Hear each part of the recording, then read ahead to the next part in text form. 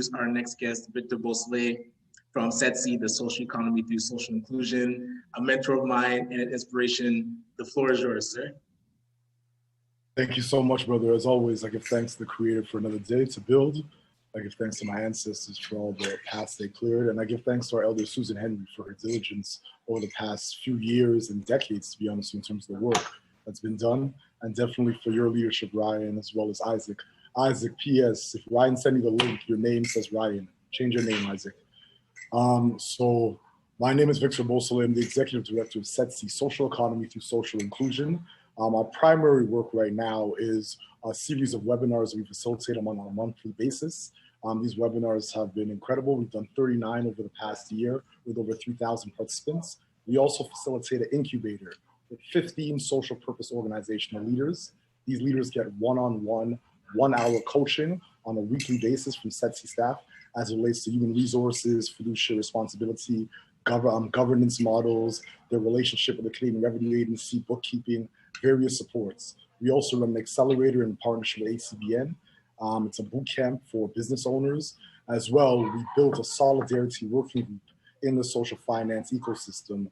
It's a self-determined model with over 18 organizational representatives from the ecosystem that has really looked at developing models of inclusion, diversity, equity, and access. So that's the bulk of what SETC does on a day-to-day basis. In terms of our role here, my role here today is just to edify my people and build our capacity. When you look at this model, this is true social innovation. This is a bank, alternative savings, partnering with nonprofit organizations to creating a meaningful opportunity for a vulnerable, distinct group in Canada. And when you look at social innovation, you have to understand there's multiple subsets of social innovation.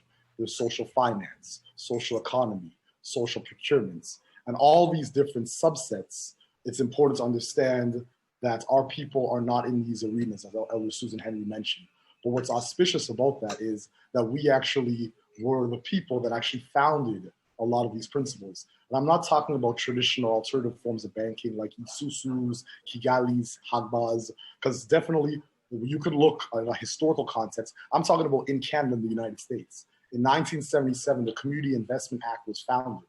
And a lot of my US colleagues on various panels over the past month have made it very clear that it was civil rights leaders in the United States that were African Americans that fought that fight to get that law passed. And that Community Investments Act in 1977 is what opened up the doors to all these CDFIs, community development financial institutions across America, and created and established an ecosystem that thrived in Canada. So the Mennonites played a role in Canada, but once again, credence has to be paid to African Americans and African Canadians that have led in the development of these ecosystems. It's imperative that we recognize that. Hold on for 1 second, I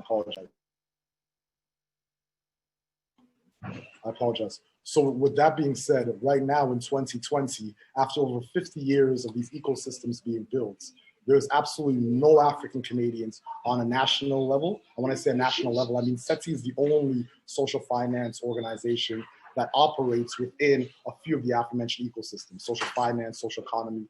Even the cooperative movement has almost nil African Canadian presence, which is very unfortunate because elders like Susan Henry have been fighting that fight for many years. So inclusion, diversity, equity, and access is important in these ecosystems for various reasons, primarily because we need representation for our taxation. Many of the philanthropic foundations, organizations, and institutions that develop loan fund and fund concepts much larger than this one actually access federal funding. But when they disperse those resources, there's a lack of equitable distribution. And that's why these models were created in the first place. So I'm saying all that to say that I think it's really important that we as a people definitely attend these launches, get excited about announcements, but the work happens in between launches, in between these announcements. Remember, our Prime Minister announced $221 million for entrepreneurs. That's beautiful. That's over 4 years. It's an announcement. The Social Finance Fund was a $755 million announcement in the Fall Economic Statement of 2018. Less than 10% has been released. So getting excited about launches and announcements is a beautiful thing, but I think the work has to happen in between, and that work is for us to do our due diligence and to study and understand these terms. And lastly, SETC also represents BIPOC communities at the NIP table, the National Impact Investor Practitioner table, which has absolutely not one African Canadian person. So I'm looking forward to the likes of Isaac or Dennis Mitchell from the Black Opportunities Fund, or Wes Hall from the Black North Initiative being at that table, as well the People-Centered Economy table. These tables are lobbying various levels of the government, and if we're not at the table, then our voices aren't heard. I appreciate your time and diligence, and once again, thank you for your leadership, Ryan, Susan, and Isaac, and all those that contribute.